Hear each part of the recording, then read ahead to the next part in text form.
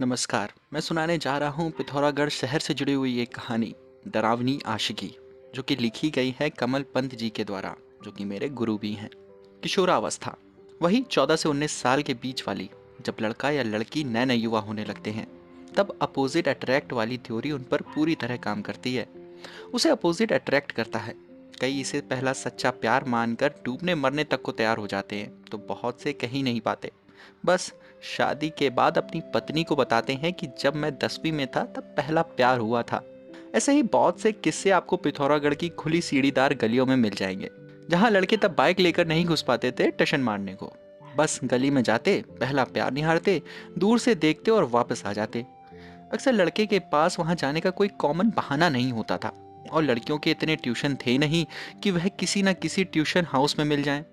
इसलिए अक्सर लड़की के घर के आसपास कोई टिया टिकाना बनाना पड़ता था, जहां कम से कम एक आध घंटे बेफालतू बैठा जा सके। सिनेमा लाइन की लड़की है तो लड़का केमू स्टेशन से डॉट के पुल के 8 से 10 चक्कर मार लेता था, और टकाना की है तो माया बहन जी के मंगों में बैठा रहता था। वैसे माया बहन जी 90 से 2010 के समय के बच्चों के लिए किसी विलन से कम नहीं थी। काफी लोगों के सपनों में तो वह आज भी आती हैं। एक होता है बच्चों को डांट कर भगाना, मतलब डराना धमकाना बाद में माफ कर देना, और एक होता है बच्चों को दुश्मन मानकर चलना। बहन जी दूसरी तरीके की थी। उनका नाम सुनते ही रोए खड़े हो जाते थे। बच्चे जिस जगह खेल रहे होते थे वहीं से बिना सोचे समझे सेफ जगह ढूंढते हुए भाग जाते थे, जैसे खरगोश के बच्चे सियाराने पर भागते हैं। पता नहीं उन मंगों में ऐसा क्या खजाना छुपा था कि उसकी खातिर बहन जी किसी पर दरांती तक फेंकने से नहीं डरती थीं। इन मंगों में खेलते हुए पकड़े जाने पर बच्चों को ना जाने कितनी बार क्रिकेट स्टंप, बॉल, बैट, यहाँ तक कि चप्पल की कुर्बानी करनी पड़ी। माया बहन जी के हाथ जो चीज एक बार पड़ गई वह बच्चों के लिए कुर्बानी ही समझो, क्योंकि सबको पता था एक बार जो सामान इनके हाथ लग गया वो वापस आना नहीं है। खेलते हुए बच्चों के बीच अचानक रामलीला की ताड़का की तरह प्रकट होती थी, हाथ में दराती लिए। उसके बाद बस भागते हुए बच्चे ही दिखते थे। वैसे मैंने आज तक ऐसा कोई नहीं देखा जो कहे कि टकाना में खेलते हुए मेरा पाला इनसे नहीं पड़ा। हमसे 8-10 साल सीनियर से लेकर जूनियर सबकी जुबान पर एक ही नाम, माया बहन जी। बहादुर से बहादुर बच्चा भी उनके एक थप्पड़ के आगे हथियार डाल देता था। बच्चों में एक खौफ का दूसरा नाम थी वह। शोले में 50-50 कोस दूर जब बच्चा रोता था तो माँ कहती थी, सो जा, गब्बर आ जाएगा। और टकाना में जब बच्चा रोता था तो माँ कहती थी, सो जा वरना माया बहन जी को बुला दूंगी। खैर, इश्क से डर में आ गया था तो वापस इश्क में चलता हूँ।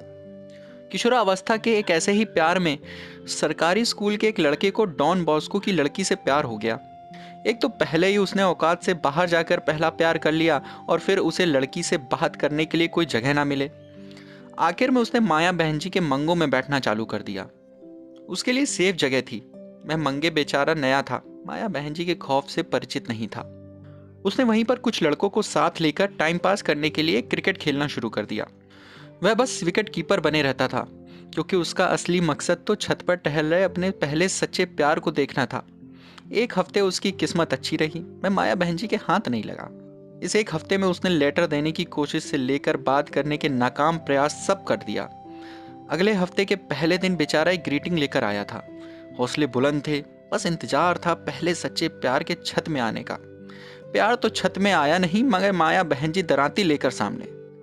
उसे तो मालूम ही नहीं ये कौन है। जब वहाँ के रेगुलर बच्चों में चीख पुकार मची तब उसे पता चला कि ये मंगे की मालकिन और यहाँ का खौफ है। ठीक उसी समय छत पे प्यार भी आ गया बेचारे का। थोड़ा टशन और थोड़ा लड़की को इम्प्रेस करने के खातिर बेचारे ने माया बहन जी से झड़प मोल ले ली।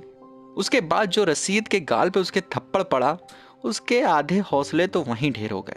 फिर भी लड़की के सामने बची खुची इज्जत को बचाने की खातिर हल्का रोता हुआ बोला कि क्रिकेट बैट वापस कर दो। इतने में ही बैट से ही एक पड़ गई बेचारे के। दोनों आंखें पानी से डबडबा गई थी।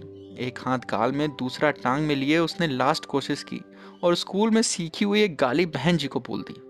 उसके बाद उसे माया बहन जी ने इतना दौड़ाया कि 8-10 साल एक्सरसाइज नहीं करता तब भी फिट रहता। लड़की ने उसे एक हफ्ते में उतना नोटिस नहीं किया था जितना उस दिन कर लिया। बहन जी ने दौड़ा दौड़ा कर आखिर में उसके ऊपर दराती फेंकी थी, और लड़के इसके मुंह से निकल गया, ओ माय गॉड। बेचारे को कितना लगा होगा। अगले दिन उसके द्वारा तैयार किया ग्रीटिंग कार्ड तो मुझे मिला, लेकिन लड़का किसी को नहीं मिला। लड़की अक्सर पूछती, वो कहाँ है जिससे माया बहन जी ने दौड़ा दौड़ा कर मारा था? बाद में लड़के के किस्से हम खाली समय में मजे लेकर एक दूसरे को सुनाते थे।